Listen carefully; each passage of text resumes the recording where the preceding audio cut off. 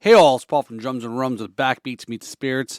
In this episode, we taped it over at the Drum Shack where I practice, and this opening tune is from the band that we've got on here, Sons of a Tradesman.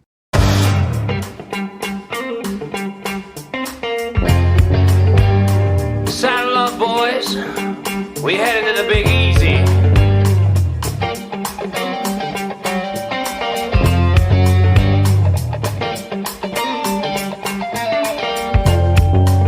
Well, I was walking down the street in the town of old New Orleans. There was a man, well, if you seen his face, then you will scream. Said he just wanted to make a little deal for my soul. Come a little closer, got what you're looking for, that P.Legba. He wanna play them games, but I won't let you. Let you know. Hey all, it's Paul from Drums and Rums with the Backbeats Meets Spirits, and I'm joined today by local musicians here. Met them recently at a Gwen Stefani concert here in West Palm Beach. It was for a benefit show, and these guys were the opening band. That's not a bad gig, right, to open for Gwen Stefani. Nobody probably would ever complain about that. And they just killed it. They rocked. They're a hard rocking band here in West Palm Beach. And we're going to talk to not only the drummer, but also the guitar player, who is also a drummer by heart too. So we're going to get into it. We're going to check his credentials and so forth. But let's introduce to the podcast here Chris and Mike of Sons of a Tradesman. How you doing, guys? Doing great. And yourself? Great. I'm doing excellent here. So thanks for coming on again. That was just just a couple weeks ago. We just saw that show, and I've heard of the name. Again, like we were talking before we started taping. There's a lot of bands we've heard of them. Especially musicians. You don't get a chance to check out other bands very often. Yeah, right. Everyone's working Friday, Saturday, exactly. So you can't right. go out and watch shows. Right. Yeah. So, the same thing is, as I've gotten a little older here, lived in the West Palm Beach area, had kids, all those responsibilities creep up.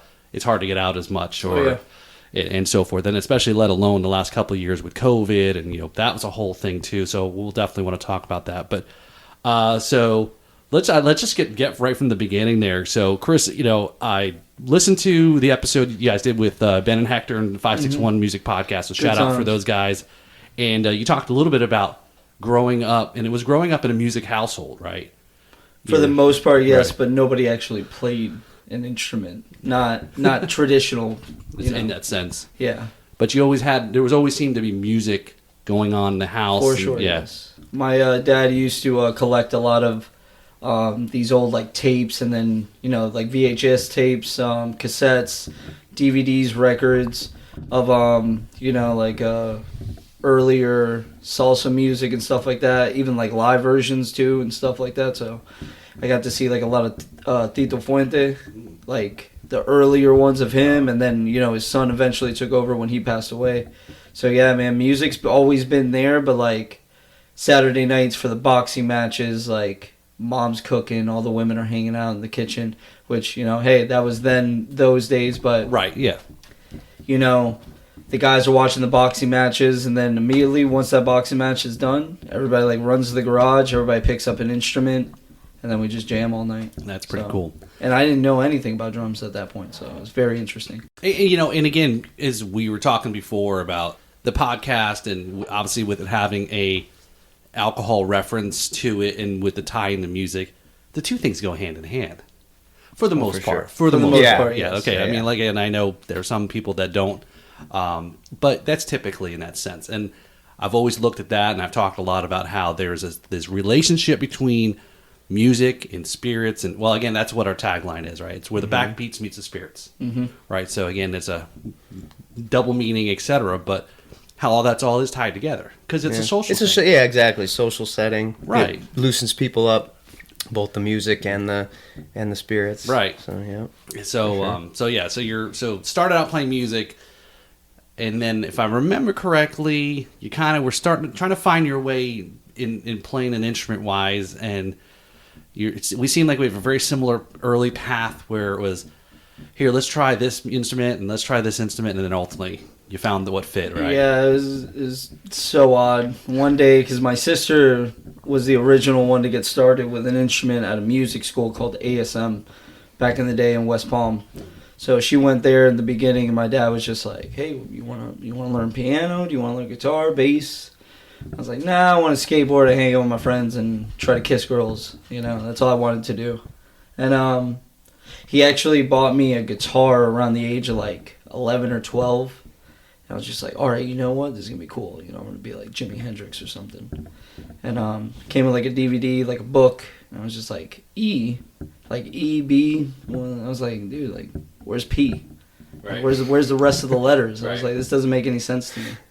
So eventually it got to the point where like I barely even touched it. Best friend at the time, he went to the same music school as my sister. He invited me to come over with my guitar, and I had to stand there and watch him play it.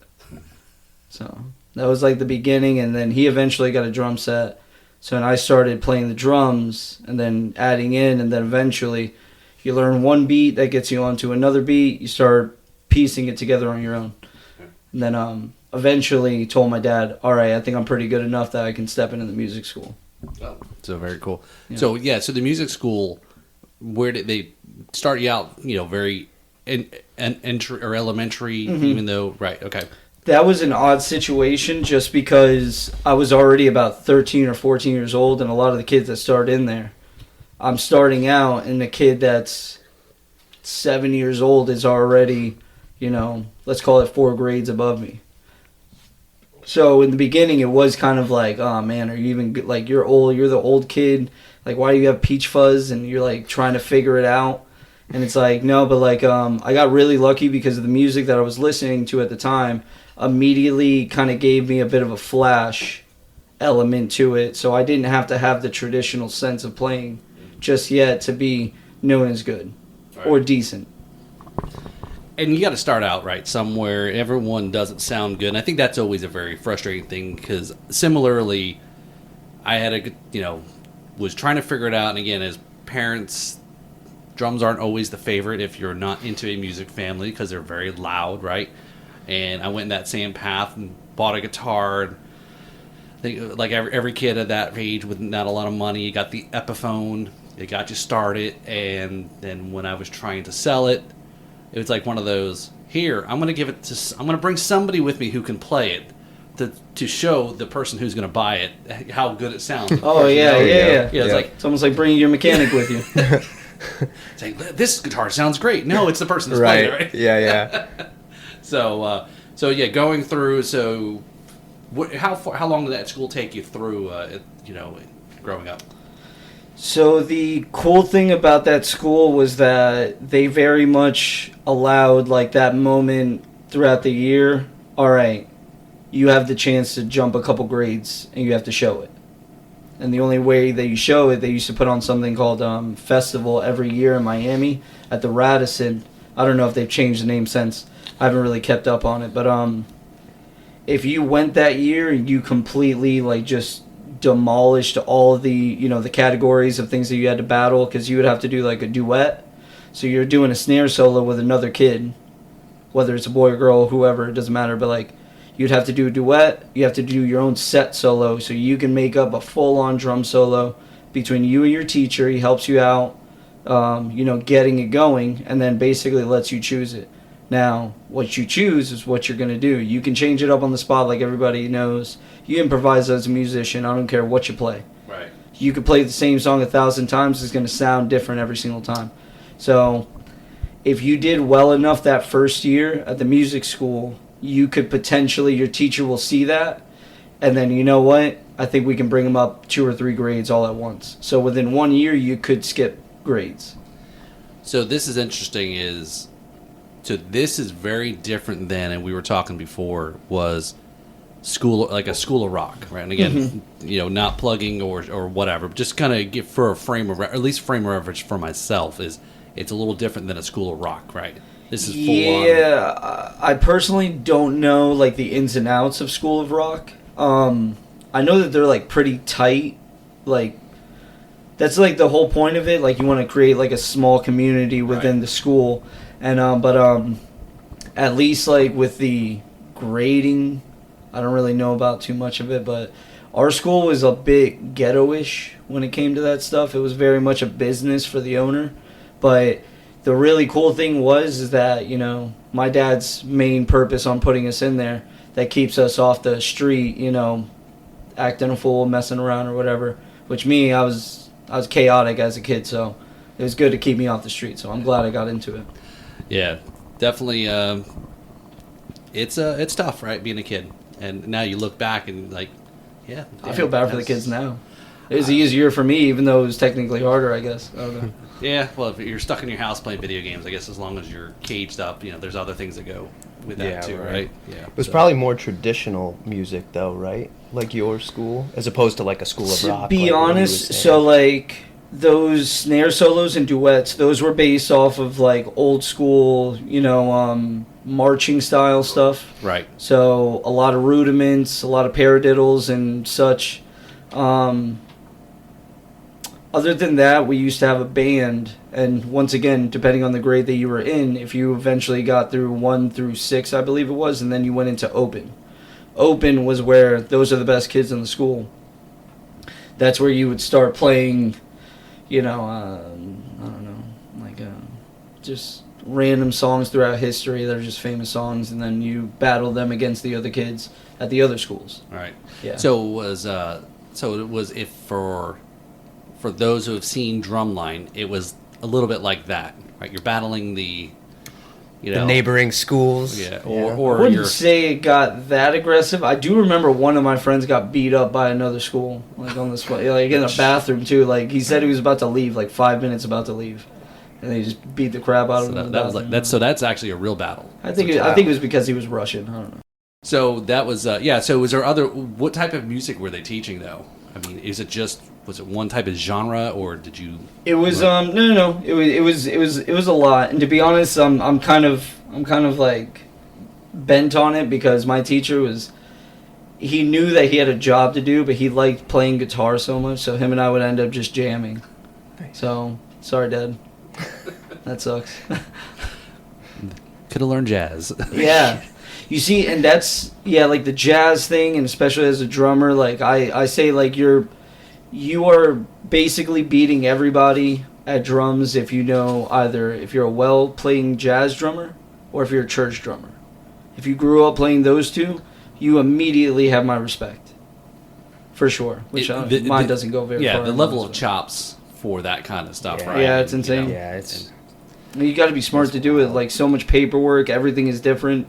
There is no just like, oh, I can hang on a 4/4. I can mess around if I want to. Yeah, you got to know it.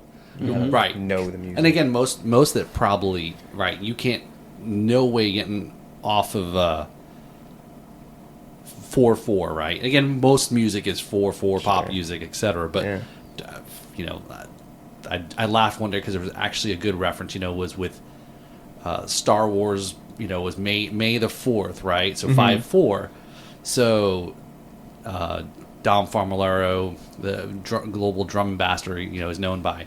He had posted something. It was like a black and white photo of a guy. It must have been a Chaz guy, and it says something like 5/4, right? Timing. I was like, all right, that's kind of cool. There's a little different perspective on it.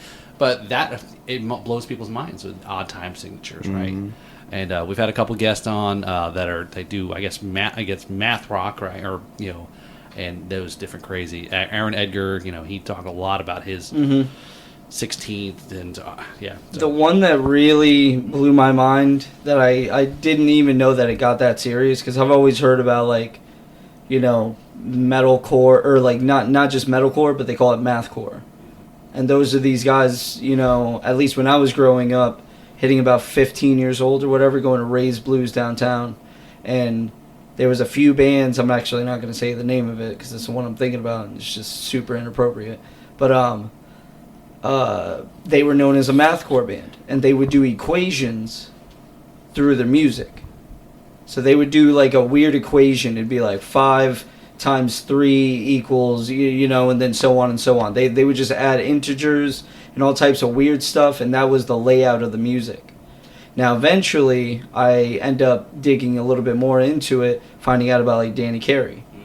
Which Danny Carey's another one that likes to mess around with it, and he's supposed to be, like, you know, geometry master of drums, basically. So I know that they did the what in the hell is the name of it again? It's some weird sequence, some mathematical sequence that's like never been. You can't find an answer for it. God, for the life, it'll come to me by the end of this. But dude, it's just like, man, whatever happened to just making a song? It's just like, dude, like you know how long it's gonna take you to finish an album. That's why they do every 10 years. Yeah, right. Tool is one of those bands though that can actually make it listenable. Like, because I don't know much about like time signatures and any of that stuff, but like their stuff is very, very listenable to the normal person with still being very complex. That's an amazing band because, like I said, Danny's seen as, for drummers, like one of them that are up there, right? That non-drummers or non-Tool fans, obviously that I guess kind of makes sense, but doesn't know who this guy is, and this guy is like the top, right? Mm-hmm. But then the whole band as a whole, right? Maynard, right? Mm-hmm. He's got such a incredible mind, and then the songs he writes, and then let alone going off and doing Perfect Circle and some of these topics. So yeah, but yeah, you're right. It's what's the other one he does? Pussifer. Pussifer is another band that he also does. Yeah, which is all like his style, right? It's almost very similar. Like it's some of those. I mean, I guess it's cool, right? You do a different project, with these guys here, and it's not like it's weird that you're going off to do something else and never going to come back, and like you're cheating on your band members, like, oh, you're going to go be in a country band, and but that's just something that helps fill. It's a creative fill, right? That Fibonacci sequence, that's what it was. Oh, okay. Yes, I was actually thinking of that sequence, spiral, that's what that like continuous I believe spiral. So, yeah. That goes, That's that ridiculous one. Apparently, it's one of their songs. They tried to answer it. Interesting. Yeah. I will have to look that up. I know, and that's why I left it right there. I'm like, I'm not even looking into this. Let the viewers and listeners figure that one out. There you go. Have fun. There you go. We're gonna see your listeners in 40 years with beards. Yeah, this song's still playing. Yeah. So, Mike, growing up for you, also, and you said, I know we're allowing a guitar in the drum shack here. I appreciate it. You do have. I'm a drum lover. There you go. Yeah. So, like Chris asked, he goes, "Hey, is there any?" Did you tell him how I responded to? Oh yeah. Oh no, I didn't tell him if you want to hit him with it. Oh. So he was like, "Hey, if you guys want to hang out, we jam. Obviously there's gear here." He's like, "Hey, you got any guitars or amps?" I go, "Guitars in a drum shack." So it's like, no, I don't normally keep guitars here unless it's brought and go. But yeah, so growing up as well too. I mean, did you have a similar? Did you start off one instrument, go one way? Did you start off drums and then like guitar? Or? No, I actually started with guitar. I started pretty late as well. I didn't start until the summer I graduated high school. So I was 18 at the time, and my brother's a drummer, and he had been drumming for a few years prior to that. And he's a really great drummer, but it kind of goes back to what you were saying with the parents. Like, parents try to force every other instrument other than drums at their kids because they just don't want to hear it. So my parents bought my brother a guitar, and he kind of like messed with it for a little bit and then just kind of left it because he already knew he really wanted to play drums. He told my parents. And so, but they never bought him a drum set, and he finally bought himself a drum set. And I think I was just really bored that summer, and my friend had picked it up, and I remember I was like, I think my brother has a guitar in the closet. I'll just grab it and we can like learn together. And I just really just kind of, it just consumed my life from that point on. My friend dropped it after that summer because he didn't really get that good. And yeah, right. Because if you don't see the progress, yeah, it's hard to get to that hump where you start to like, because it is like incredibly, it doesn't matter what instrument it is, it's incredibly frustrating, right? And you just feel like you're not getting any better. But once your last name is not Van Halen, is it? This sounds like the Van Halen story, right? No. Yeah, that is right, because they were each they were each on Alex each other's instrument. Right, yeah. So. Yeah, no, not exactly. I wish we could get to that point, but no, it was just one of those things that I really didn't have a direction that I wanted to go in my life. Like, I knew I was going to go to college, but only because my parents wanted me to go to college, and I figured I owed it to them because they raised me and spoiled me my whole life. So I figured, I have to do the thing, like the quote unquote normal thing, and go go to college, get a job, get a family, raise the family, so on and so forth. But I started playing guitar, and I kind of just dropped all that, but I'm a drummer at heart. Like, in my mind, I wish I was a drummer. Every chance I get in between sets, or if at shows, I'll sit down on Chris's kit. Okay, so he's been begging me for literally years now for him to learn a song on guitar so he can play drums. Yeah. Oh, so you want to jump around on instruments then? Yeah, which we probably could. It's just I'm sure I don't there's trust a myself with a Ramones guitar. song you can play, right? Oh, for sure. I actually do know like a little very simple stuff. Smoke in the water, yeah, sure. There Exactly. you go. Right, yeah, it's something That like one, that. no. I think I know like just the chord changes right. of like Eye of the Tiger. Oh, there you go. That one and Seven Nation Army. I think that's about I think There that you was go. the one we Yeah. talked about that we were gonna potentially do. Change it up there. Yeah. So, help get chicks. What, guitar? Yeah. Or no, I've never. See, that's like the one thing I've never really, because I started late. So like BS. when you're dude, honestly, it's never been that. He's the quiet for one too, me. right? Yeah, What, me? yeah, Yeah, I guess so- I would consider myself the quiet he's the one. one that like a girl could be hitting on him and he's just like, "Well, you have a great day." She's like, "What are you doing, man? Hang out." Yeah, because it's just too. Honestly, it's just too much trouble. And in my mind, I was like, this is going to take away from my time I could spend getting better at drums and guitar. Yeah, So that's kind of like what was the movie, the drum movie there, Whiplash. oh, see, I haven't seen Whiplash, that. I haven't seen which that. is yet. Dare Which is any- it's a terrible movie. I Yeah. dare any teacher to yell at me like that. Yeah, That's too Yeah. much, man. Yeah. It was a good movie though. it was a I did good like movie, it. but I think it set such a bad thought of for people to perceive drummers in a certain way. And I won't get into certain things. I was in a band with somebody, and they saw that move, and they thought it was like that was the motivation. Treat you like a piece of shit. Oh really? No, And no. Yeah, so that's not the way it's to not go. the way, right? That Yeah, works, so- I guess, for some people, but that's not. the I way get to it. go. Again, I think that movie, how it was talked about, how all the greats and you want to be the great. Well, but life changes so much. It's not, people's approach things differently. Mm-hmm. Yeah, sure. There's people going to work harder, but at the same time, somebody doesn't have to treat you like a piece of shit to, to get the point across, right? You Right. either want it or you don't want it, right? No matter how Yeah. hard you whip somebody into, whiplash, right? Yeah. So. Well, and that kind of goes back to what you were saying too, because I kind of thought of it like starting later for me gave me more of an appreciation for having to work at it, because when people start so early and it becomes such like a natural thing for them, Right. they kind of take it for granted almost, and they don't have that sort of. I mean, not everybody, but they don't have that sort of drive to get better, because it's just something that comes so easily to them that they don't necessarily progress any Right. further. So like starting late for me, I wish I would have started earlier, but at the same time I don't know if I would have had the same drive to get better. Right. So That's yeah. fair. Yeah. So up to this point there, so you guys, you both you've been in West Palm your whole life, and more or less. I'm originally from Connecticut, Yeah. but yeah. Yeah, and then I'm Also, originally like, from yeah. Michigan, from like So, Metro Detroit area, right. but I've been down here for about 10, 11 years now. Yeah. So so drums here, going back there, Chris, is so coming up through and now high school. So what was that early on? Now taking what you were doing, at the music school and probably jamming with people that and how does that early years before kind of where you were The going now? early years were kind of like surreal, to be honest, because like how much I've always been in love with music. Because I would say it was like around earlier ages. I got into rap music first, and then eventually my brother started showing me like Slipknot, System of a Down, Sum 41, and then now I'm like, all right, okay, I kind of like skateboarding, but I also like doing this a lot too. So it's almost, skateboarding and music go hand in hand. Yeah. So growing up, I mean, that was the day.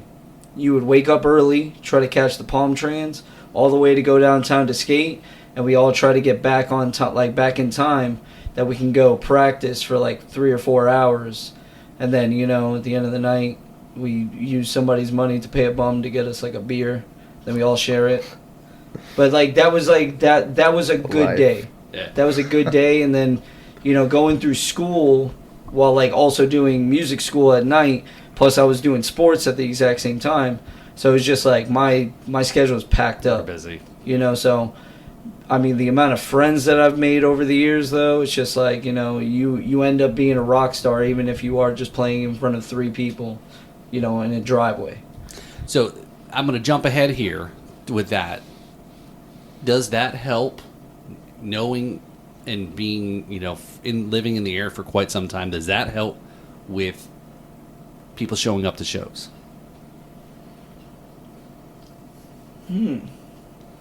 As we all know, right? Everybody does. There's the whole big talk about, because of Facebook. It's a great tool to use to get word out there about gigs, but everybody just easily enough just hits interested, but they never show it. What's the meme that shows up? Like, how many people actually click interested and actually show up? Right? Okay, you know right? what? I actually have one of my favorite answers to give you now.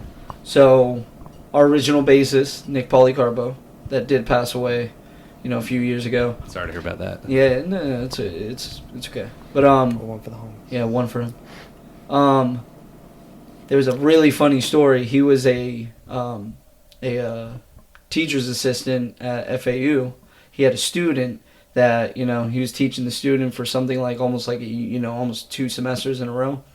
And the student, you know, Nick would always tell everybody, he's like, oh yeah, I'm in a band, I have like practice, so I can't stay and hang out with you guys or whatever. So eventually we go to play Crazy Uncle Mike's, and that same student is a busser there. And then, you know, the student sees Nick and he's just like, what are you doing here? And he's like, I'm playing in a band. I'm playing in the band tonight. He's like, what? He's like, yeah, I'm playing in this band. So once we had played the first set, we came down. The kid comes up to me, he's like, dude, you didn't tell me it was this type of band. I thought you were in a garage with like some overweight guys, you know, you guys all old as shit. And he's like, no, man, I told you I'm in a legit band. And that, just to like kind of answer your question in a weird way, I noticed that like I would go to school and only certain people that knew me would come out to the, you know, either the super random house party. We never really got gigs yet, but like it's when those kids eventually see you out, they're like, oh, you weren't joking. Right.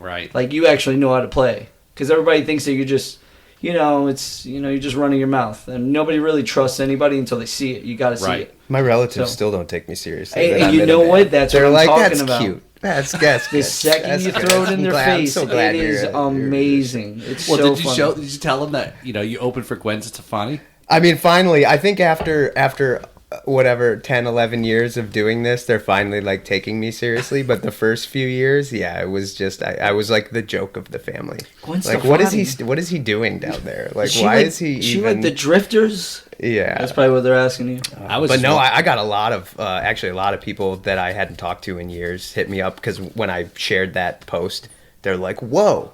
Like, that's cool that you're actually doing that. I was like, yeah, this is finally it. So yeah, let's come back to that, right? I know we're going to go all over the place here. Yeah, so we talked about, you know, the gig here with the guys a couple weeks ago here was for a local why am I drawing a blank on the school? Oh, Dreyfus yep. In here, West Palm Beach public school. It's it's art school. It's a thing of fame, right? There you go, right? Mm-hmm. You know, and they had Gwen Stefani as the big draw. They, you know, again, it was a charity event for music, and which, you know, was a great charity.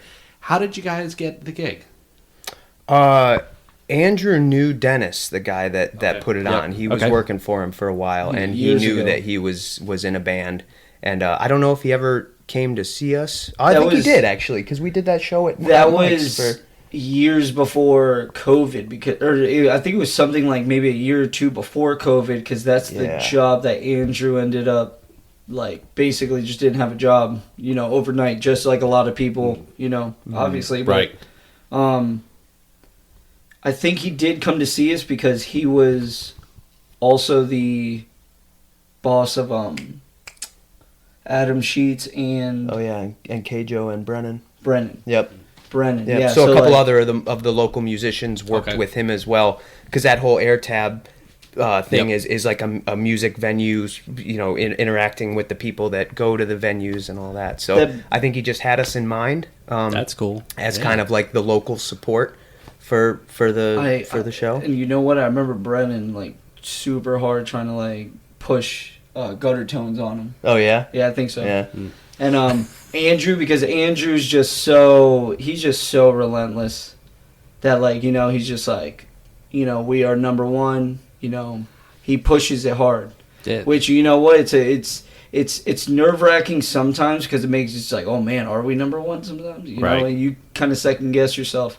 But then, you know, the hard work, motivation, pushing each other, and then we end up just getting through it always, every single time, even if we're a little nervous about it. Yeah, Always. And that's the way, right, to go about it, is because, you know, listening to that episode you guys did with Ben and Hector, it was, you know, I didn't really get a chance to talk to Andrew at the show afterwards either, but you know, listening to him, yeah, seems to be a big driver, you know. Dude. And like I said, He is the it's number one. my only band, and my first band and my only band. I think he Yeah. said something like that. He's right? never been in another band. Right. So He is yeah. the most confident person I know, and as someone who is one of the least confident people that I know, like I'm not. I'm usually one to undersell myself, and he has to constantly remind me that I'm worth it, that the band is worth it, the Right. band is good. He's like a very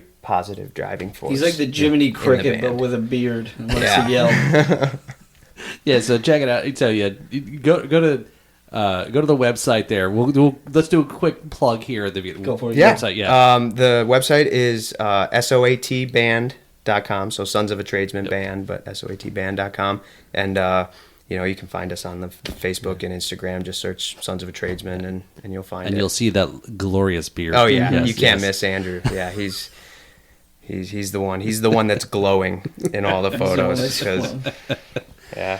So yeah, so let's talk about the band then, right? So so when did you guys start? We started, Or I want to say it's around 5 years ago. I want to say like around 5 years ago, and we literally started right out of Andrew's parents' like hangar out in the acreage. So literally, his barber at the time I knew from high school.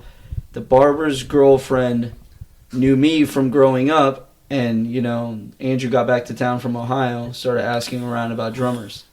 And Barber naturally was just like, oh, I know this one kid named Chris, man, and he's like legit. Which at that point, I was actually about to quit playing drums. Really? I was about to quit.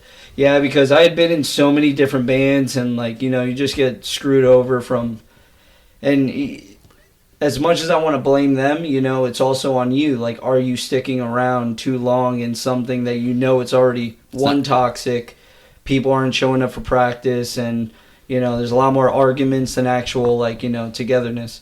So, right around that timing, I was like, you know what, let me go stop by, bring my drums, and see what these kids are about, basically. And went over there, and I was like a metal punk drummer, so it's just like, they were like talking about AC/DC and Led Zeppelin. I'm like, whatever, man. I mean, it sounds easy, I guess, and which it wasn't. But, eventually played drums, man. It worked out, and next thing you know, we're jamming almost every single weekend. You know, Thursdays, Fridays, Saturdays, we would post up in front of the place. He would call up some people out in the acreage. I knew a lot of friends out in the acreage, and we would like almost set up like a small little house party like every weekend.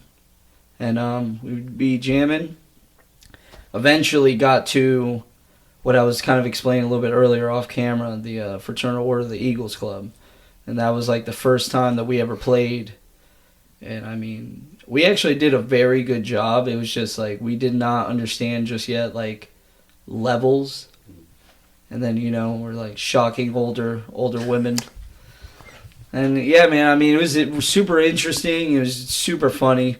Just like all the stories going back, you know, with Andrew. But yeah, it's been about 5 years. You know, Guido, we're lucky enough to have him join, what, about like 3 years ago? Yeah. A little bit more?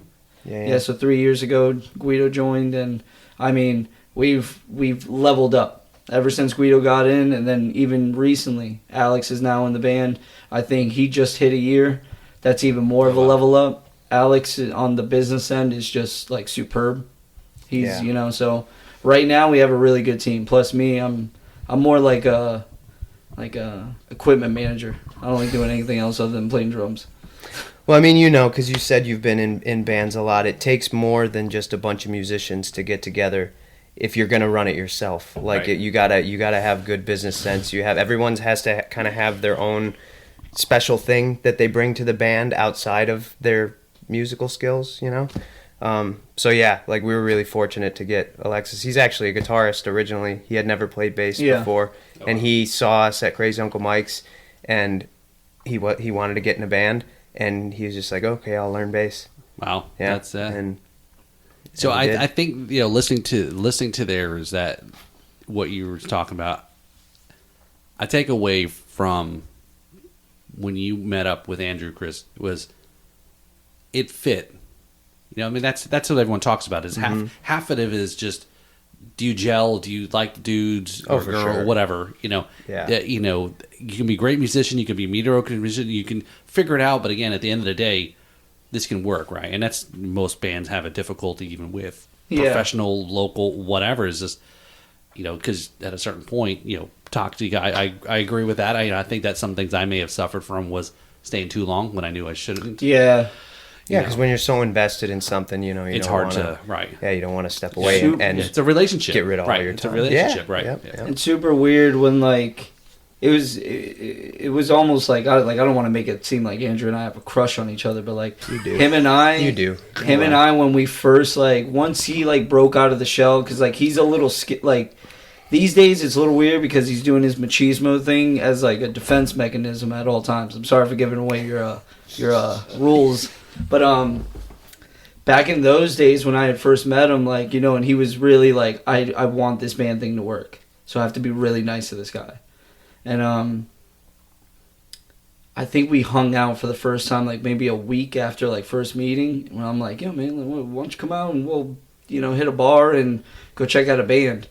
And I remember he showed up in like a polo shirt. He had probably like a $80 haircut. I'm like, he's wearing like, you know, like loafers. I'm like, dude, can you go change? Like, what are you doing? You're drawing attention. Was this BB before the beard? No, he still had the beard. Oh, wow. He He's had a been very beard like short, forever. very He's finely been cut beard forever. back in the Yeah, day. man. He takes that thing seriously. I dare somebody to try and take that thing off of him. Good Yeah. luck. But no, man, him and I like clicked almost immediately, which is weird. I'm Puerto Rican and he's Cuban. We're not supposed to like each other. So, but nah, man, It's like my boy. it's like a Romeo and him and Juliet I thing, almost right? felt that immediately, and I was like, I'm gonna make good music with this kid. And it's really weird that we've talked about it before.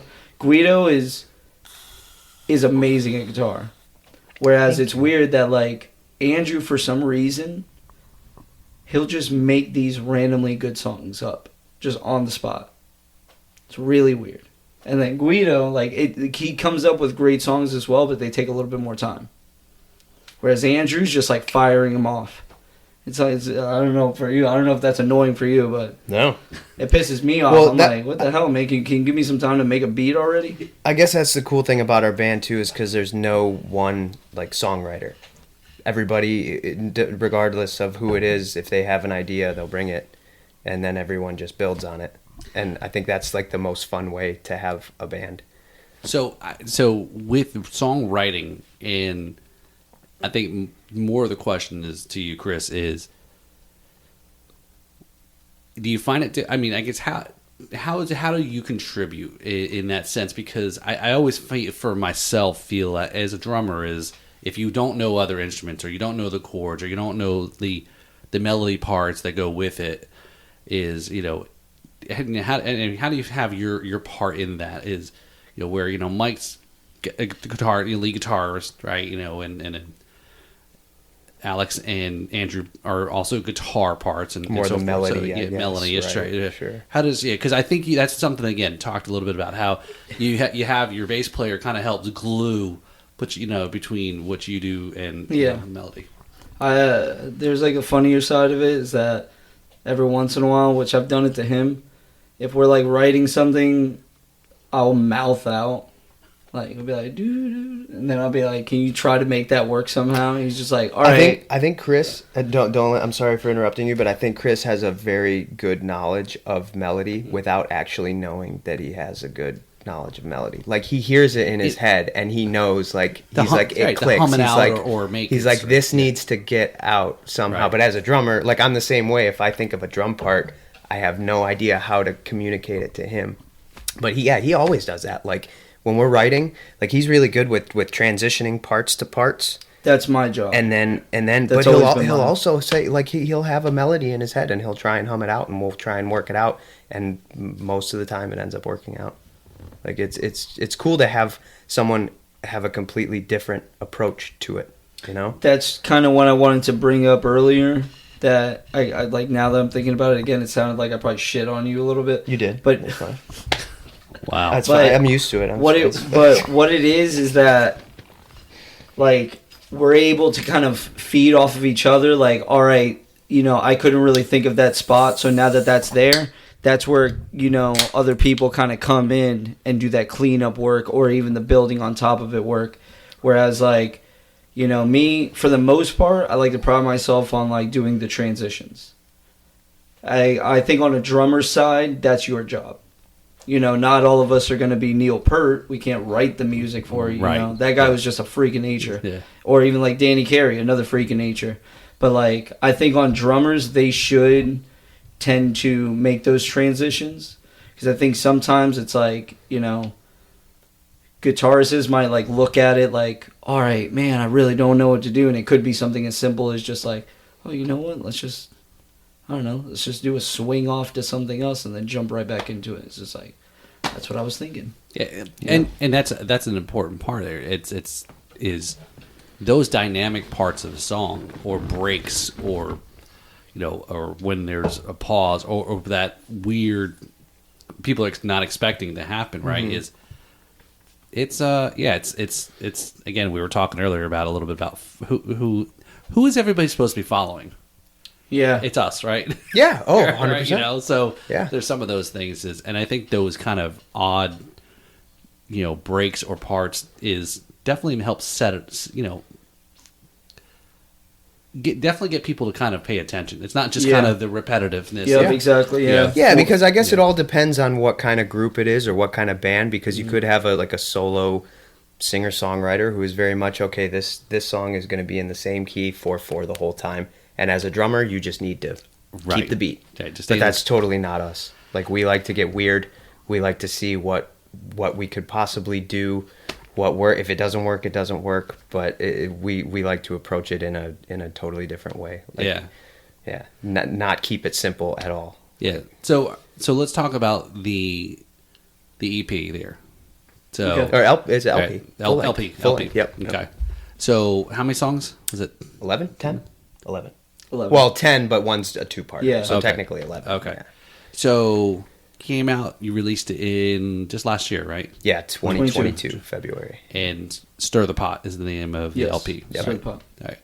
So that's just in that short time frame. And did you already have a lot of songs that before Alex came in? And is it some of that, or is it just talk about that kind of that process, and you know, If you want to go for that. Yeah. Yeah, sure. We actually we released the album before Alex was in the band, so he came in shortly after. The bassist that we got to record, it was actually a few of the songs had been around since even before I was in the band. So it was ones that they wrote in Andrew's parents' garage before I was even a part of it, and we just kind of had those songs sitting around, and we kind of got into the cover band schedule, and we didn't really push the originals as much, and we just got to a point where like, okay, but we still brought ideas during practice. We still kind of kept writing, Right. but at there was a point where we were like, okay, we need to finish these songs. We need to get them written and recorded and on an album so we can move on to the next chapter. And that's what we did. It was just after COVID that we decided to do it. It was just after COVID. Yeah, and took- we had all the downtime Yeah. that we, because we weren't playing live Right. anymore, so we figured it'd be a good opportunity. I remember, I finish. remember specifically telling almost any person that was like friends with us, because like now we're getting to see, you know, we said it earlier, you don't get to see your musician friends until, you know, unfortunately something like COVID happens.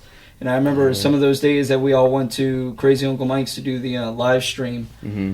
Oh my God, like we're all like, it's like the first time ever. It's almost like Thanksgiving. It's just like we're the only ones allowed in there because we're doing the live stream. So it's like we're cracking jokes on each other, but we're also like telling each other like, start writing.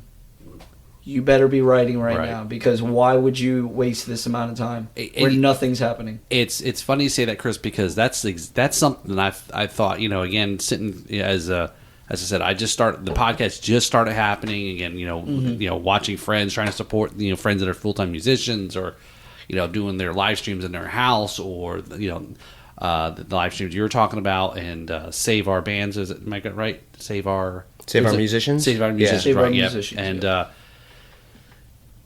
And I said this time, I said, I hope to God, with everything being shut down and bands can't go out and perform, either at the end of this, either we're going to have some friggin' awesome musicians, because they should be woodshedding.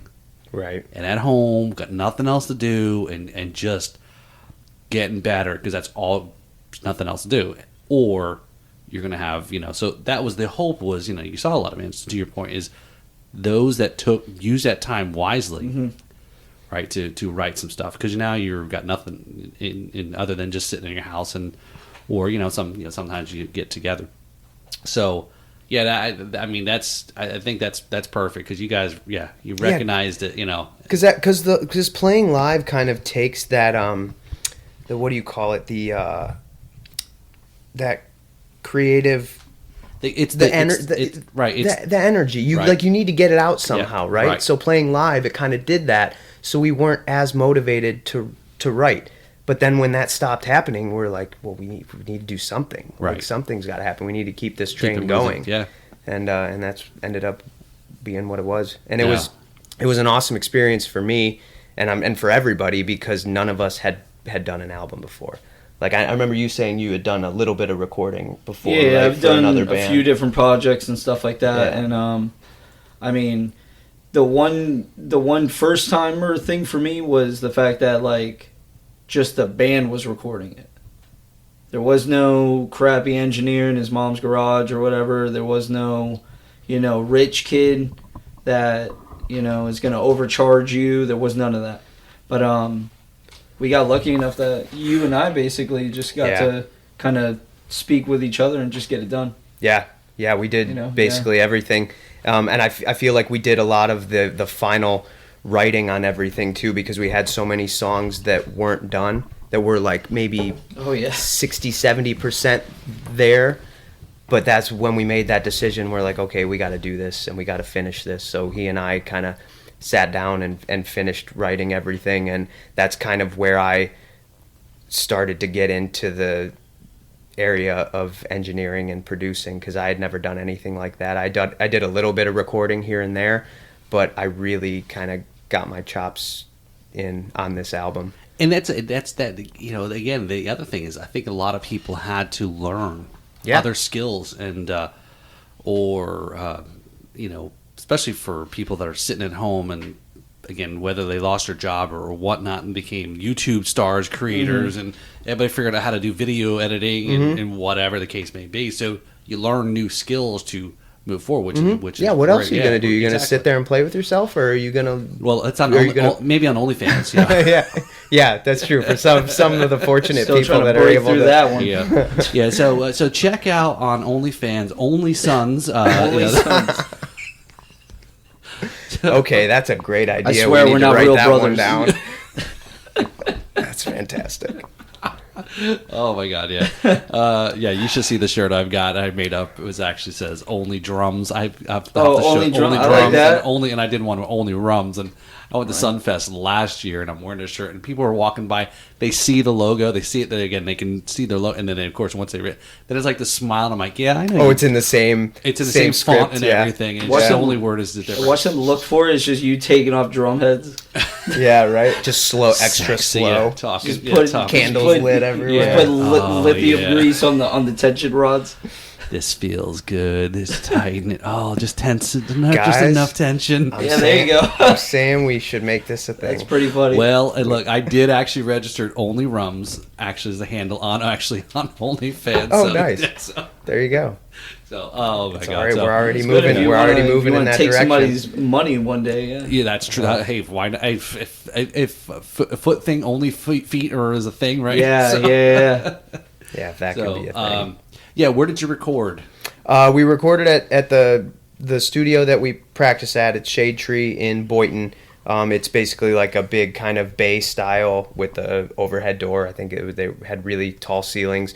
So we recorded most of the instruments, and then I did a lot of it at my house because my second bedroom has turned into my office / studio. So we did a lot of the extra stuff and all the mixing and stuff there. So yeah. It's amazing the gear now that you people Oh yeah. at home. Yeah. And You can do it's so much, anything from your house. Yep. Yep. So you've released out there. I mean, yeah, I listened to after meeting you guys last week or whenever the show was. Well, I mean, some of you guys last week. Very rocking. So what are some of the comparisons? Again, you guys are yourself, right? Oh, But of course, to other bands. again, Yeah. everybody always wants a frame of reference on it. So I mean, I hear certain things, very hard edging, little bit of, I mean, there's lot of some Zeppelin in distortion there. Yeah. A lot of I was a big fan of Jimmy Page's approach to like layering guitars to get a really big sound. So a lot of Zeppelin, a lot of Pink Floyd. I love ambient stuff in albums, especially rock stuff, like stuff that you don't necessarily know that's there unless you either really listen to it or if you were to take it away, you kind of notice that stuff's missing. So we spent a lot of time with adding like little bits here and there. But yeah, a lot of, I would say, Zeppelin, Pink Floyd. Yeah, that's what do you think? I'll never forget one guy that came up to me at Connolly's one night after us like playing a set.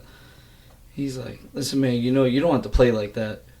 I was like, "Dude, it's rock and roll. What's your problem, man?" And he's like, "No, but you're like throwing double bass. You're doing like like these bigger fills and stuff like that, and you're just like kind of going off too much." And I was like, "Well, man, I mean, you can start your own band.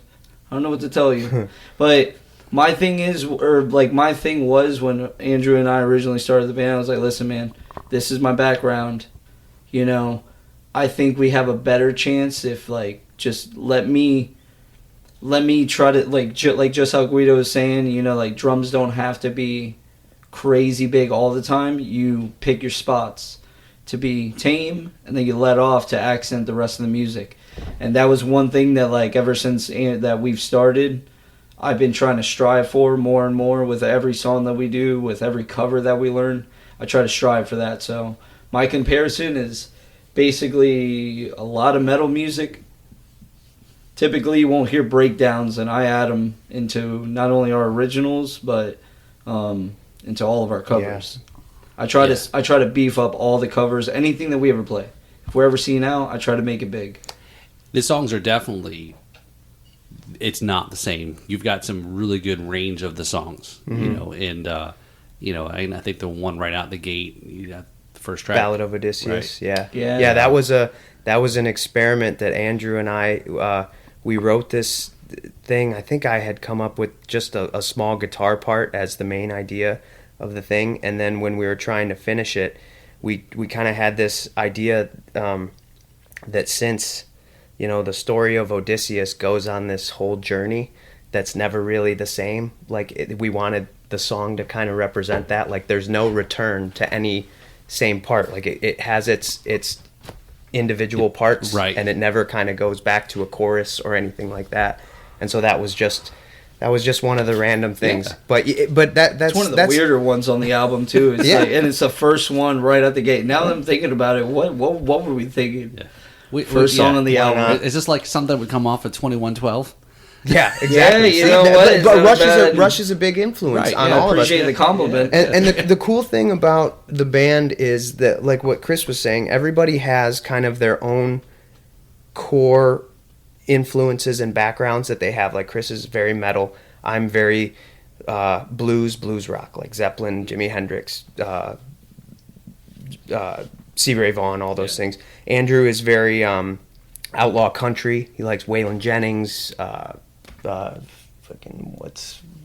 why is that the only Aqua. one I can think of? Cash or whatever. Yeah, Johnny Cash, exactly. Yeah. Alex is I see Alex has Alex a is all good over the Alex place, is man. all over the place, but He like comes originally to practice every week. He's just like, man, I was thinking about this funk thing, and then I'll show up the next day. He's like, no, I got this Tool thing now. yeah, It's like Jesus. yeah, he's But it keeps the rest of us on our toes, especially the stuff that he's writing now. This is also the first time that we're having Alex writing with us now, because for the most part, the last album, even our bassist that was in the band then, he wasn't really fully mentally there. yeah. Like, he was there and he was amazing and everything. It's just he wasn't as into it as we were. It was more of a paycheck for him, I think, yeah. at the end of the day. So, But Got it. but yeah, it's just very interesting because when you're writing, like me, if I'm thinking of a transition or another part, I'm not going to think of like doing a breakdown or something that he would throw in. So it's cool to have different influences to throw, but we all appreciate each other's music.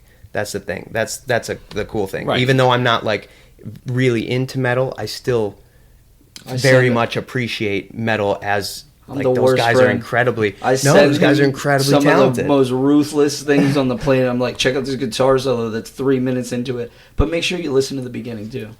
So he has to get through 3 minutes of just brutalness. Yeah.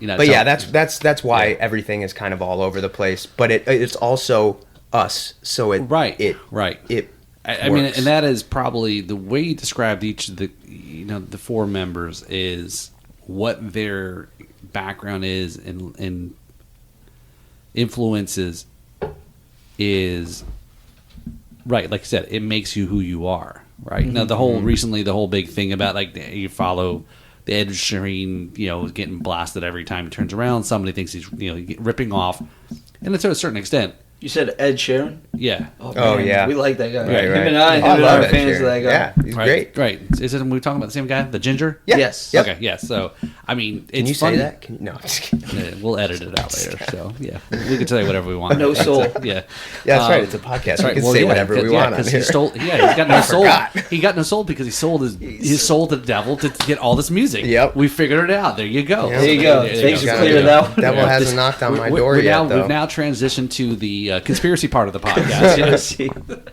But yeah, it's like there's only how many chords or how many things. Exactly. And there's certain types of rudiments and beats, but it's how it makes. Again, we're all influenced. Here's one for you guys. I'll throw at you since we're talking about songwriting and creativity and originality. Is if you're following all about the AI stuff. Oh, yeah. Where do you think this chat GTP is going to go? Because a lot of people are now saying, yeah, you could put a little bit in and it spits out a whole, a whole script for a movie or Right. whatever, right? So now you probably could feed it into the chat GTP and says, write me a song about XYZ and here's your song. Maybe that's an idea for you guys to say, still at the end of the day, we're not letting the robots take over just yet. Just yet. Yeah, just that's yet. that. Right, yeah. that's the next part, the right? thing I'm You're afraid still of. kind I of love this question. Because right now AI's in its infancy and it's all funny and everyone's like, cool, But something new. What but I haven't until seen yet, and I'm sure it's out there, is how to get AI to write the music part, the actual, this is just the words, right? It's spitting out. Oh, okay. But how do you? It's like write me a song and this, and this, and here's the chords and here's the.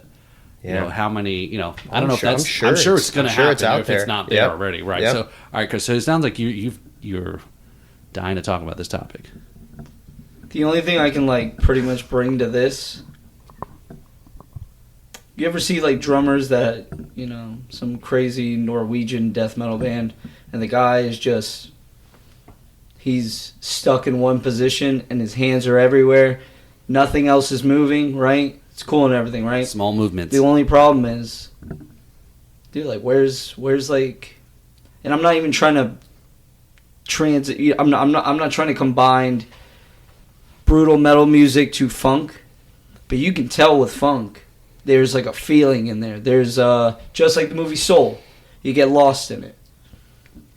I think even if AI is gonna really if they're really gonna try to push music with it, I think the only thing that's going to happen, they'll be able to replicate anything that we've already done because that's what they have in the repertoire.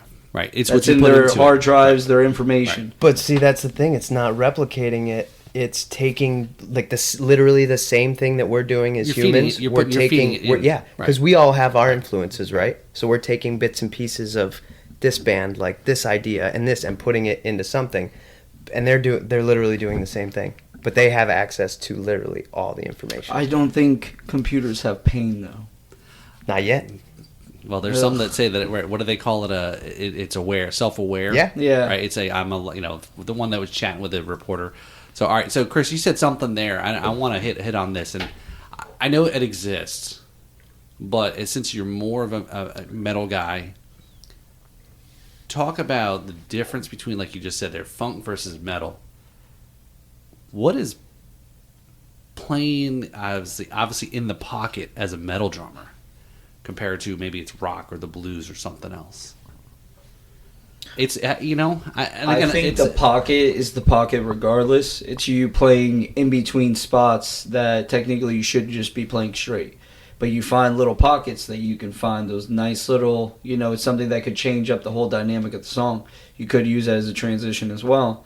I've been called a pocket drummer at one point, and then that's when I started being like, oh, you know what? I've been kind of being like a dick back there, and I've been soloing too much, on a normal song. So I guess the term though, in fairness, right, isn't not synonymous with metal, but there are metal drummers and metal songs that whether it's a Danny, right, Mhm. or you maybe argue a little bit like even Dave, right, from Slayer. There's certain things that the pocket's a lot faster yes. than your typical what we would think it or call and refer to as a pocket. I feel like the pocket, speaking as a total non-drummer. Wait! I thought you You Okay. got in here because you said you played the drums or like drums or I'm something. sorry, I lied to get in the door. Oh, I'm sorry. There it goes. I'll let myself out. No, I guess coming He from lets himself out after drinking all the beer. I am a lover of drums, and I listen to a lot of drums, and that's like the first thing that I listen to in a mix is the drums. And I feel like it's the ability, the pocket is the ability for a drummer to stay completely in time, but also adding life to the song or to the music. Because you can be in time just perfect, like a machine can be in time, right? But it's not going to have the same feeling as a person that's maybe just a split second here or there, they just delay just a little bit, but it's still there. So Chris, where he's going with this? Do you want me to put him on the spot? Please, Go for it. please, It's 'cause your show. I feel like Kill I him. just embarrassed myself. He also basically said that he's not a drummer. Let's murder him. So, is Chris a metronome, or does he have a little bit of? And again, I'm not knocking your skills. No. You know what I mean? No. And No. there's again, I like this. I Right. like this. So it's some drummers are right. Maybe they do. A lot of do talk about playing with their metronome to help kind of. Sure. With it. But some that are more feel. Right? You're probably a feel drummer, right? I am, yeah. Right. You and I actually talked about this today over the Yeah. phone. Yep. I feel like he is such a good balance of both that's why he's so much fun to play with. And I'm sure because he's self-aware, not of just himself, what he's doing, but when Exactly. all three guys are Because a drummer can be technically good and play to a metronome and know where his parts are and where he needs to play, but when we play live, we do stuff differently a lot. Like sometimes we'll carry a jam out, we'll depending on the song, we'll decide we want to bring it down or bring it up. And like you were saying before, that's kind of everyone has to follow the drummer. So he has a lot of that feel, whereas he technically could just play through the song, stay perfectly on tempo the whole time, and it would be great. Nobody wants that. No one wants that on a live setting. Yeah. That's so he's the perfect balance of, and that's why he's so fun to play with, and that's why I'm still in the band. Yeah, I wouldn't be in the band if it wasn't for Chris. I'm No, gonna I'm get just a badge kidding. made I'm up. just kidding. Yeah, I don't want to With a feed his backpack. ego any more than I already have over the years. But I beat myself but up no, more than in all anybody. I really seriousness, it is because he has a very human feel to his playing, but while still being very technically inclined or, Right. or very very technically able to do stuff like double bass without completely crapping all over it, and people Right. are like, okay, this guy needs to take it easy. Like when he goes, like people are like people pay attention. Right, right. So- Yeah, and again, it's like we said, there's a time and place for everything. Yeah. And I think there's in that same sense where there's that, you may play a bit ahead, a little bit behind, somewhere, of course. And James Brown said it best, right? It's always on the one. Yeah, as long as you're there. Back on the Yep. one. I don't care, as long as Yep. you're back on the one. Oh, yeah. Right, That was a Bootsy thing too. When I Yeah, remember watching a right, yeah. video of Bootsy Collins, he's like, how do you approach bass? He's like, I just do this, and he just starts like diddling, and he's like, as long as you're back there on the one, he's like, that's all that matters. Because James Brown's going to find his ass if he's not back on the one. exactly. And That- it's that so does not true. seem like a fun guy to get yelled at by. Oh, I'd And be it's so afraid, yeah. true though, because that's what makes live music so fun to watch. And, all right, so that's a great. I think here's a good question: is your musicians? I think musicians have a different way of looking at it. If you're somebody who's at a show, enjoying it, whether they've had a few beverages or whatever the case may be, as you know, right? The only people tougher on you guys are other musicians in the crowd, right? Sure. And or fans of maybe that one cover song that you did. He's like, oh, well, you missed this. Yeah, part, or right. you guys Yeah. did it differently, and Yeah. how you approach. Oh, we get those all the time. Yeah, how you approach covers is a little different. Again, if you make it your own, that's great. But sometimes I feel it's like as long as you're getting paid. And I think you guys talked about that in the podcast. Like, hey, what more? You're getting paid to play music. Exactly. And people feel like, man, I really wish left that show. Man, I wish I was that guy, Chris. I could play that drums or X, Y, Z. But it's again some of that energy. I'm Yeah. not saying that you're going to be a shitty band and you're going to get away with it.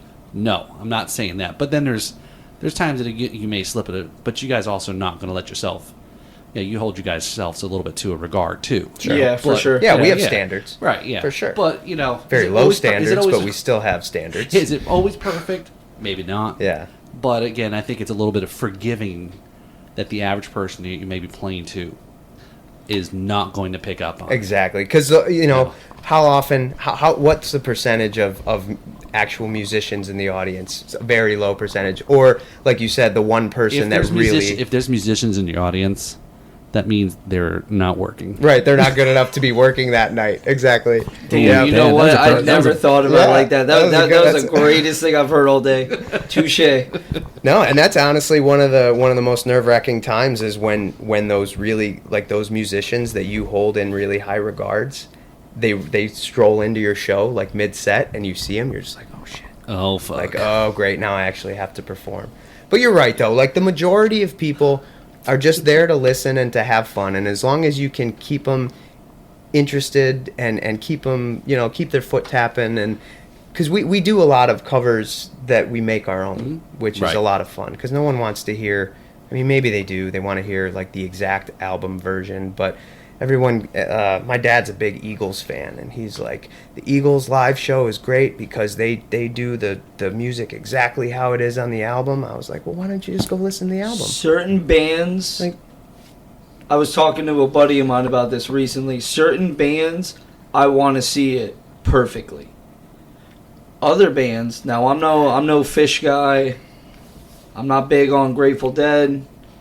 Why are we sitting around on the same song for more than 8 minutes? I still There's appreciate no them, reason for though. that. I personally don't like appreciate the it. hell out of But it. no, like you actually just gave me a new thing. If I see another musician that I know in the crowd from now on, I'll be like, "Get a job, you hack! What are Yeah, you why do doing you have the here?" night off? Wow. Get to work. Yeah, that's right. Hey, I have a night Yeah. off. Yeah. Yeah. But I don't No, know. you don't. One of the biggest compliments that we get. That could be careful. This could all set a whole. yeah, yeah. I Chris like a is bit of Chris controversy. starting fires right now. This sounds like a great clip that we're gonna pull for the. Yeah, No, right. let's edit Use that this one as out, it. please. Slow me down too. So, but yeah. So, but yeah, I guess a lot of people come up to us and say that they enjoyed our show because we do things our own way. We put our energy, our spin on stuff. And I agree with that, right? Yeah. So, as you know, right, he I don't know, I think he lives in the area or he performs a lot here, Zoltan, right? Okay, yep. Right. I've heard it. Okay, a little bit. Some may say he's a little too showy, but he's got this energy. He's got, and that's the part of it is you're putting on a show. Sure. And it might be original music, and you want, in the true essence of a musician and an artist, you want people to like your music and your art and so forth. But still, remember, at the end of the day, it's you're performing for some. You're performing. They paid for you to show up, right? Oh, yeah. So Right. I get that there's always that give and take aspect of it too, and kind of keep yourselves in certain check. But I don't know. It's a again, if you go out there and play your song, you don't move much on the stage and don't have any type of stage presence is Sure. a huge thing, right? Yeah. Right. That's a massive thing Yeah. now. Yeah, that you're not, people are not like, man, again, you guys are playing, you guys look like you're having fun, you're having a great time because you're enjoying playing, you guys are really tight. And that carries out onto the people that are down, For watching, sure. watching from down below. So again, there's all these other sensory things going on in a show that is more than just the music that they can pick up on and enjoy the experience, right? Yeah, and it's a complete 360 too, because when people are paying attention and when they're engaged, that gives us energy, and we want to perform even better Right. for them. So we put in even more energy when Have we play fun to with a room. robots. Yeah, exactly. If we're Have playing fun to a trying to do room, that. if we tried the duo thing for a while, and I did some solo performances for a while, and it just felt like more background music. Like people weren't paying attention, yeah. and it was a lot harder to get through gigs because you're like, why the hell are we here? I mean, I know we're getting paid, but that's not all it is. Like, it's great to get paid, but the performance and the energy is very much a part of the payoff. And I think maybe it's because your core, you are a rock band and not a acoustic kind of band, maybe, Sure. or kind of a Yeah. little bit not down step, but you know what I mean, a little bit we softer. demand attention in a way, a little. Because look, I it's not a knock against, we have all lots of good friends that perform in those kinds of shows. It's a gig, and for them it's a job, and they're a full-time musician or whatnot. But sometimes, you go to a place, South Florida, there's always a lot of outside tiki bars that people aren't paying attention. Mm-hmm. Now maybe the evening bands, because it's a little bit more up-tempo up and so forth. So it's tough, right? Being a musician, you go in because you're there to see the music, you're wanting to listen to music, or you're just going to go to Square Grouper and drink and hang out and not really, it's background noise. Yeah. Right. And so, I don't know. It's interesting. We are very much a band, and Andrew, on more than one occasion, has literally demanded people's attention.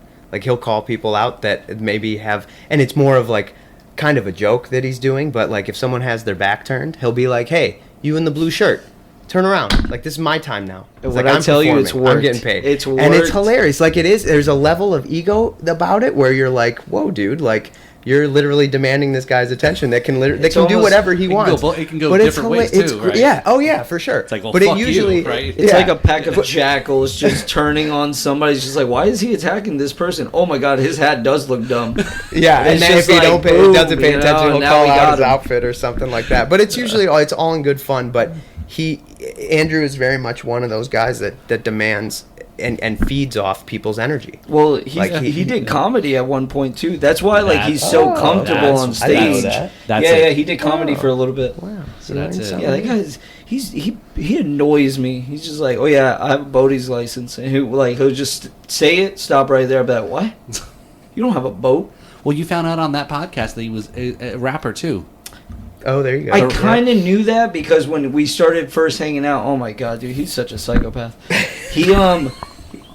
He just annoys me sometimes. They're best friends, though. By the way. Yeah. All this that I'm saying, believe me, this is child's play on how we actually talk to feeling each other. Andrew's going to want a rebuttal podcast, Bring it, you clown. No, but when him and I first started hanging out, he drove like a white Taurus, and it didn't have like a USB or anything like that, so he had CDs. So I'm like, he's like, oh yo, you want to hear like this one album? I'm like, yeah, sure, put it on. I recognize the beat. or the song, and I'm like, where's the lyrics thing? He's just like, and then he would rap in his car for, I'm not even joking with you, 20 minutes straight, just freestyle, top of his. Or now here's my thing: if he wants to act like it was just, I actually wrote some of it down, that's still impressive. 20 minutes long, like he wouldn't stop. Well, I'm sure even the freestylers like have You're those always things gonna have that they a little bit, recall in but their like mind, still, that just library. like me sitting there, I was just like, what the fuck is going on right now, dude? Like, he's serious. And then the next song would come on, whole nother instrumental. He'd start rapping again. So is it stuff that's just popping in head, or stuff is topical around you guys? Oh, it's topical too. Okay. He's very like room, like he's talking about the room. He's talking about the feeding inside off of the car. Get out of my way, you dumb Yeah. you dumb explorer on Right. the side. Yeah. I saw a guy play that breakbeat kit on Nashville on Broadway. Same thing. He had a little PA set up. And he's playing. He's rapping. Whatever the people buy, again, trying to get their attention. Hey, you in the fur coat, da, da, da. Oh, wow. It was That's like pretty cool. It was That's really crazy, talented. I think I have to find a video somewhere. Yeah, maybe about it, that's incredible. Yeah, but yeah, so I'm But not again, doing that's that. one of the Yeah. things that adds to our shows, because like like Alex will just randomly start playing this funk bass line, and he'll come in with a funky drum beat, and I'll play funk, and Andrew will just freestyle for 30 seconds or whatever, a minute, however long it decides to go, but it's totally random, and we just have fun with it. Rule number 1: we have fun first. Yeah. Have fun 100%. first, then Yep. try to if you make us look good, we make you look good. Everybody makes each other look Right, good. right. So very cool. All right, so back to band stuff here. Okay, so it's a little bit pre shameless plugs here, but okay, around town here, you got any upcoming gigs? Yeah, this Friday. I mean, we don't play as much up here in the Jupiter area. We're looking to book more that way. But we played down south. We're playing Friday at Nectar Lounge at Coconut Creek Casino. Okay. That's from 7 to 11, and then Saturday is at Fat Cats in Fort Lauderdale, and that's from 11 p.m. to 3 a.m. So do you That's a guys brutal one. are you guys open to doing some dual gigs with other bands and tying in yeah. and stuff like that? We, Because we're trying to. As much as fun as the cover circuit is, we're still trying to really promote and Yeah. play our originals, Right, Because right. we want to do that more. Right. So playing shows like that where there's 3 or 4 bands on the bill, where everyone can play their originals, and we're looking to do more of that. Okay, for sure. Yeah, because I know one of the podcast alums, Kevin Frege, he's in Angels of War. Oh yeah. yeah. Yeah. Yeah, so- Patrick actually, the Yeah. bassist, filled in for us for a couple gigs Okay. after Nick passed Okay. away. Very talented, and yeah. lent Very us talented gear. guy. Yeah, Yeah. he's been awesome. So so I know they play out at Connolly's, and they play out Yep. down in Coconut Creek, and Yep. they've been playing a lot of stuff lately. So so the reason why I ask is I think that was one of the things that Alex was talking to us about after the Gwen Stefani show was, the touring. I think you guys talked a little bit about that, even on the podcast, and Ben and Hector's is, where you're trying to reach out, and if you're looking to set up a tour, again, we can talk afterwards. Some of the other musicians that have been, around the country, and tying in with them or giving you leads on places. Yeah, and things like that. definitely. I mean, that's all part of this, is right. It's this eclectic networking opportunity of, as I call them, everybody, the alum, right? Is you become part of the alum. So Yeah, because as much as you'd like to just be a musician that shows up and plays music every day, it's not Right. really the life, or that's not really the way it is anymore. You have Right, to be, yeah. you have to network, you have Yep. to do all that. Yeah, so that's one thing I don't think I've fully tied everybody, all the different musicians that are in bands that are around the country. And again, I know who, again, whether it's somebody that's now up in Oklahoma but playing down in Alabama, and they're a little bit more of a hard rock kind of band, or guys out in Texas, and so there's we definitely can yeah, for sure. connect and and try to make those things, and that's what it's all about, is like promoting and helping each other. Again, Absolutely, because that's the one thing Yeah. that we haven't done yet as a band that we've wanted to do for years is tour. Like, we haven't really gone outside of Florida at all. And I think the What's the farthest farthest- north we've been is Cocoa Beach, right? Cocoa So- Beach. Yeah, and there's a lot That's more. Yeah, as you know, South Florida is very difficult for a hard rock, heavy metal Sure. scene, right? I know. Yeah, you go down to Churchill's, right? I mean, that's something. You know? Yeah, We don't make it even- down to Miami Yeah, as much yeah. anymore. Even that spot, yeah, like we for whatever reason we don't really touch Miami too much, just because it's the parking's a little wild and Yeah, everything like that, and but I mean, we're talking about it now. We're starting to get, we're starting to make sacrifices and starting to make moves to, obviously stretch ourselves a bit more. Right. Do you find it tougher though? I mean, approaching it that to do some of those gigs and then possibly span out further to a little bit multi-date around the state or further out. That, no offense, you guys aren't young, right? And it's typically young man's game, right? Yeah, Is that some of definitely. those things you can sacrifice? Now, other than if you've got your day jobs, you can at least stay in a better hotel than all sleeping in a Yeah, van I mean, together. it is You're difficult still because limited though. You're Yeah. still limited Yeah. just because of time. A lot of jobs won't let you take Right. off for more than 2 weeks. Right. And that 2 weeks for a normal person at a normal job, that's all your vacation time for the year. Yeah, right. but it's all on how much Obviously, it's all on how much you want differentiates it. for different people, but True. It's all on how much you want it and how Yeah. much you're willing to sacrifice. We're very good friends with a band who just went and recorded an album in L.A. The band's called Billy Doom is Dead, and I don't know if you've Yep, heard of them. heard, Yeah, and literally two of the guys, or all of them, are probably on the same page. Like I don't care if I lose my job. I don't care what happens. Like we're gonna do this. And I feel like if you're gonna be any type of successful, you have to commit. You have to commit fully. You can't be like a 1 foot in, 1 foot out kind of. It's if you truly want it. Yeah. And it's difficult as you Yeah, as you get absolutely. older. It's responsibilities and all right. these things. It's that you're really willing to sacrifice this for that for an opportunity. But if you when you're 80, you're always going to have that woulda, coulda, shoulda. Yeah. Or regret and so And forth, nothing you know, against people but- that want to give it up and want to start a family and want to have kids. Right. But everybody in the band has to be on the same page, or else it's not going to work. Right. Because we could do a bunch of weekend tours in Florida and be like, yeah, we toured, or we could really do it. Yeah. So Okay. I'm not sure what's going on with our lighting here. So there's a little poltergeist action going on. So all right. do it. So I think we hit it there. Everything we were going through, and so again, as I said, you listen to the podcast, you know what this part of the segment is here. This is part of the rapid fire segment for you. So cool. yeah. So this is where you got as we call it, in 4 beats or less. So usually somebody will ask, he's like, well, what's the tempo? Of course, right? So what Okay. is those beats, right? So, but in 4 beats or less, it's 4 questions here with rapid fire. First thing that comes to mind, don't overthink it. First question is, in 4 beats or less, who's on your Mount Rushmore of drummers? I'm naming all 4. Well, so it's interesting you asked that because I've started to get answers from people that are saying, well, it's my Mount Rushmore, so I can have more than everybody's Yeah, kind of true. kind of frightened. Okay, you Everyone- see, I'm such a pain in the ass Yeah. with something like this because like it's the reason why I never got a job at Walmart or like Winn-Dixie.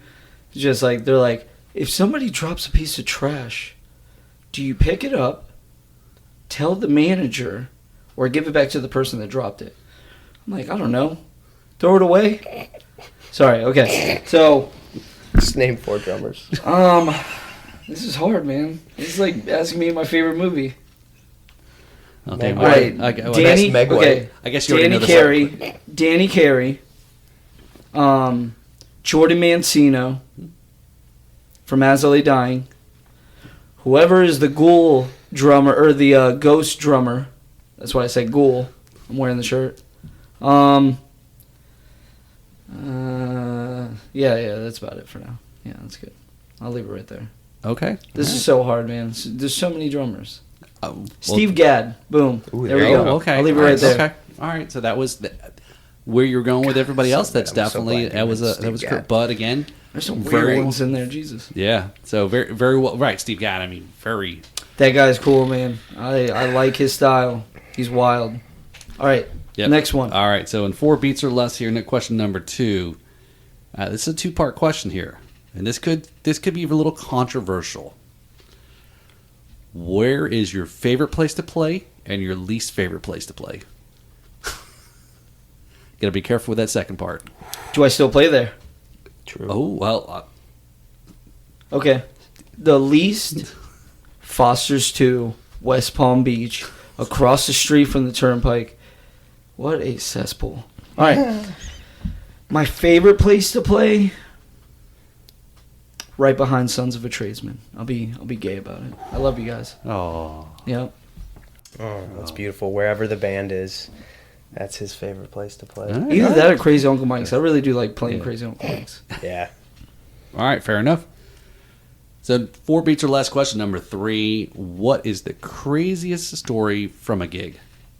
And you can't reuse the Eagle fraternity story again. No, that's not even a good. I mean, that one's just funny. Ooh. I'm sorry if I took away There's from a place another called Band idea. Camp. Oh. Place called Band Camp out in Okeechobee, like the Sticks. We got invited there. There's people that basically own property all around this one massive property, and they have like a unbuilt building in there, and they have like this like weird. It looks like somebody's like there's a ritual happening. It's out in the middle of nowhere, man. You know, we needed it. You know? Right. So don't worry, we're gonna clip that part. We're gonna save that for Patreon. So we're gonna There you go. we're not gonna give it all away Good there. deal. So, There we yeah, go. So, Please. yeah. So if That's you a want to good listen idea. to the full story there, you gotta go on the Patreon there and listen to the full details of other than Bandcamp. That's most you go, craziest gig there. So Flat back. Okay, we're good. So all right, last one here in 4 beats or less. What is one of the most what one part of your drum kit that you'd hate to have issues with in the middle of a gig? Bass pedal.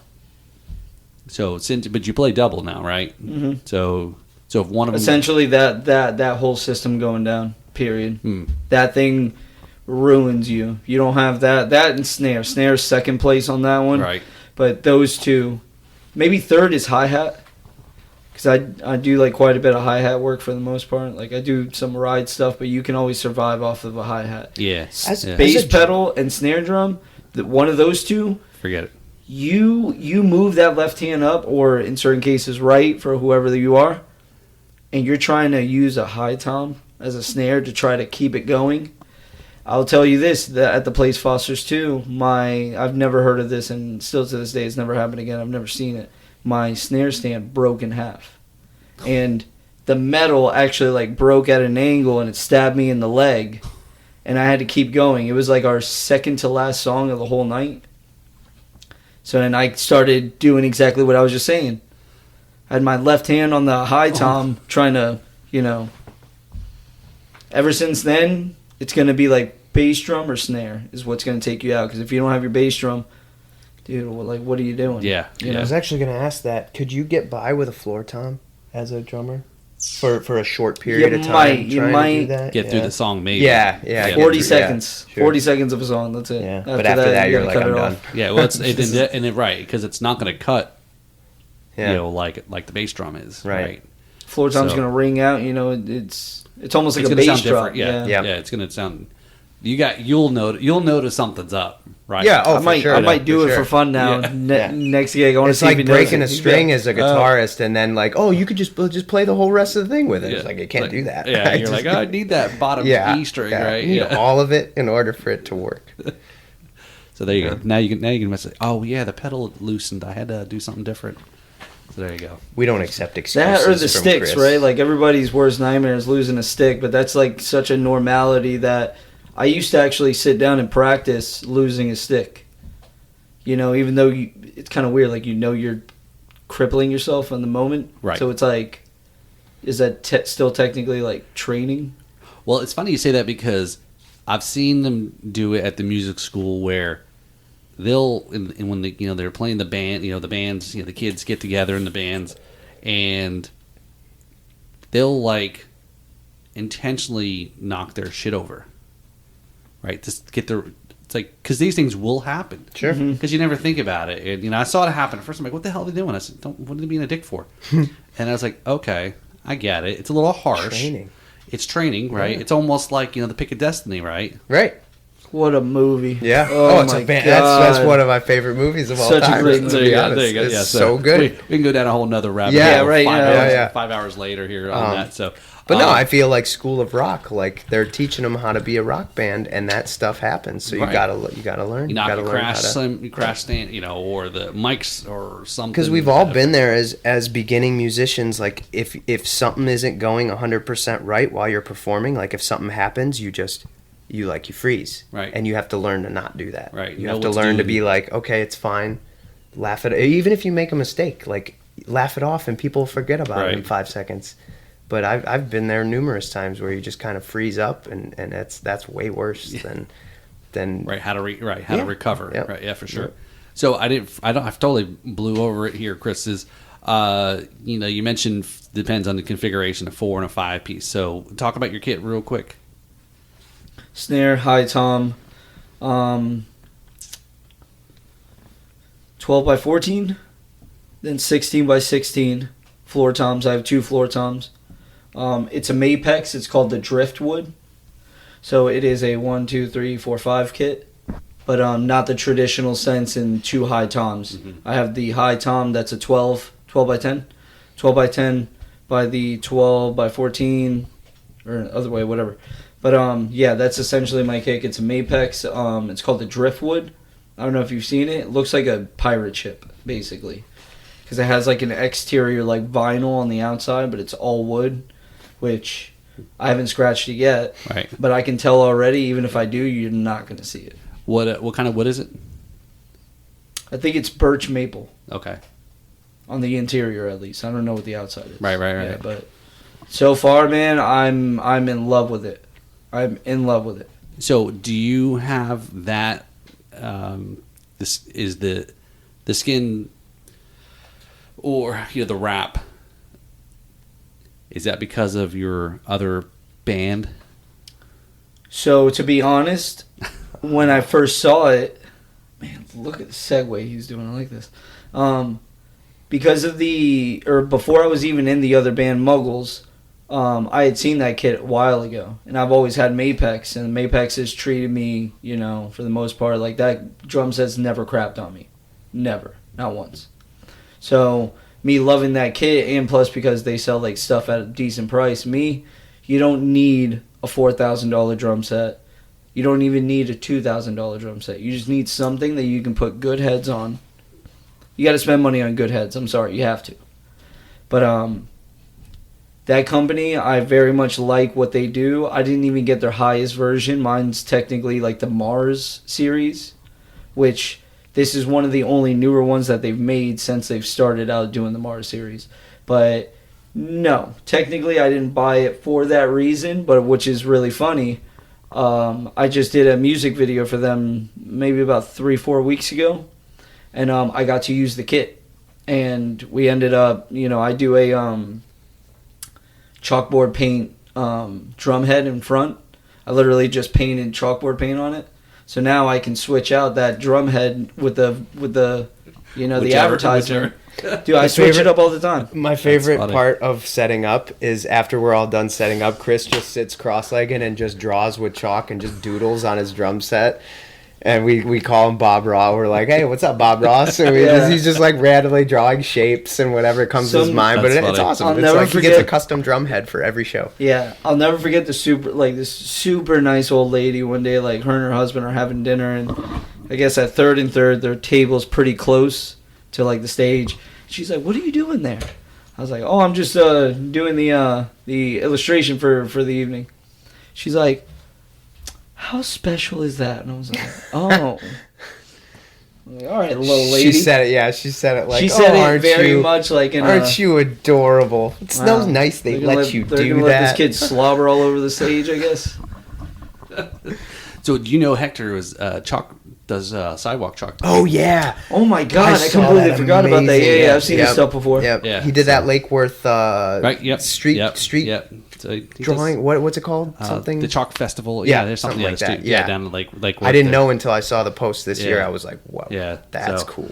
Interesting. Yeah, it segues right and all that. He's stuff. almost as Man, good as that. Let me tell you, he's it's good. Getting there. that idea came from the same place as like the suitcase kit that I was explaining to you earlier. You know, the Samsonite Yeah, one. right. I get these super weird ideas. Like I'll be about ready to go to sleep, and I'll lights off, and I'm like, hold up. Now I got to turn on the light. I have to bust out the little booklet. I got to draw it out, write down what I think I need, and then the next day when I see it again, I have like a good idea, and hopefully it doesn't go over like $30 at Lowe's or Home Depot. To keep it on a budget. So all right, so you've gone through the pain and suffering, as I said here. So there you go. Oh, There's appreciate our, you, man. Thank you. so- Look at this. all Got right, some sorry, swag. Mike. Oh, I get one too. Yeah, you definitely Sweet you deal. definitely, That's awesome. So I don't know. You guys figure out the sizes there. I'm not Hell sure which yeah. is which, but I No think worries. so. Part of the alums now is part of the Drums and Rums Thank alums, you. as I was Hell talking yeah. about. Part of the family of the eclectic, drummers from all over the world or country. I've got drummers that I've talked to in the Philippines. Some interesting drummers. Dorothea Taylor. I've had Dorothea Taylor on the. I saw the one, So- or I listened to the one, Scorpions. Scorpions Yes. drummer. The Scorpion percussion. There you go. Yep. Yep. They actually just were, I guess, featured or interviewed on Modern Drummer magazine. It's the Really? recent one with Portnoy on the cover. Yep. And I guess I saw Portnoy post the magazine, the cover, but I didn't actually catch the top of the magazine cover. It actually said, inside with Scorpion percussion. So super cool guys. The other one that I really I looked at his Instagram and everything is Outlaw Drums. yes. Dude, that guy makes some beautiful drum sets. So let's talk, because there's like all this again connecting people, and I'll have to show you the beater that Michael gave me Okay. that he made from his stuff. I mean, he makes amazing stuff. So just Yeah. really quick, so I can explain it, dude. Like he takes old wood that like may have come from like an old barn or something like that, and he makes that into a drum. Reclaimed Yeah, bro. wood. Like, and there's like always like a storyline behind it. 200-year building that he takes the wood and he'll turn it into a drum. And That's see, I awesome. always, and again, very inexperienced or whatever you want to call it, I always thought it was like everything was all wrapped in plies, and never knew there was I stain. saw the way that he does it, man. It's crazy. Yeah, Oh my god. I drove up to his place to do that episode. Where is it, if you don't mind me asking? You It's don't in have to tell like me south. exactly. Where. Yeah, it's in Georgia. Okay. Yeah, Awesome. so I mean he's we'll talk a little bit more Yeah, offline yeah. about it. Yeah, That's so pretty he's rad. an awesome guy. He's so, and again we'll definitely talk again. That's all part of the connecting of everybody up here and so forth. So as we wrap up here, let's hit these shameless plugs here, sites, social media, whatever you want to tell everybody about. Yeah, definitely. We're called Sons of a Tradesman. You can find us at www.soatband.com. Facebook, Sons of a Tradesman. Instagram, sons_of_a_tradesman. There you go. I think that's about it. We don't really do the TikTok thing as much as we should, but we're always playing around South Florida. Andrew needs to get all over that. 'Cause Yeah, Yeah, he it's was more on it on for a him, second, yeah. and he was gold. Like Andrew's content is incredible. So Maybe we should do a Cops Sons of a Tradesman episode. yeah, He used to do a Cops thing, but that's a whole nother story. Well, you should just do like like Sons of Anarchy, but a Sons of a. Oh, right, yeah. yeah. So, But yeah, no, that's about it. And Cool. we have an album out. You can find it on all the streaming stuff: Spotify, Stir the pot. Apple Music, Amazon, YouTube, all that stuff. Yeah. Very cool. And then upcoming next gig is Friday, Coconut Creek Casino at Nectar Lounge. Saturday, Fort Lauderdale, original Fat Cats, Fort Lauderdale. That one's 11 to 3, and then we kind of just play all over South Florida. And I believe today, actually, we put up like a full list of all the gigs coming up for like, I want to say like the next month. So Okay. definitely Yeah. check out the website so you'll be able to find it. very cool. So again, I know that we're taping this, and then so you may be listening to it later down the road. Evergreen content they call it, right? But again, at the end of the day, just go ahead into the websites there to follow up. And if you're digging, what Chris and Mike and and the band and what they're about and their energy, just follow them. You'll get and support the music. Obviously, that's the big one we always talk about is supporting the bands. Because again, without that, you're not going to have music. You're not going to go out and have fun. You're not going to what's a world without music, right? It's Not a world Somewhere that I I want to wanna live be. in. Yeah, No. so I appreciate you guys for coming on the podcast again. So again, thanks everybody for listening to this episode or viewing the video here. Again, check out us on subscribe and social media there on YouTube. Trying to get to the magic 1,000 subscribers, and God, that's almost hard. It's almost Yeah. impossible to tell people just go and click on this, and that's all I'm asking you to do. I know. Anyway, that's my little whining for the moment. Feel you. And yeah, social media, Instagram, follow us and all those things there. I really love getting a chance to talk music. Look, I love talking to anybody. I just love talking, right? And again, a little bit more peeling back the onion with most people. Did we get too nerdy into drums? No, not really. No. But again, I think it's the it's hearing a story behind the person that is either a drummer or somebody in the rum or the spirits business. And there's always a little bit more story, right? Oh, yeah. So it's always cool to kind of learn a little bit more about the people behind some of that stuff. So Sure. again, there's tons of drum podcasts you can get real total nerdy on. There's rums podcasts you can get real totally nerdy on. But I'm trying to do it somewhere in the middle there. But again, that's all I've got to say here tonight. We're gonna maybe hang out for a little bit, maybe. Sure. Yeah. We'll hang out for a little bit. Oh, So yeah. again, I appreciate you all for tuning in here. This is Paul with the Backbeat Meets Spirits. Cheers, y'all. Thank you.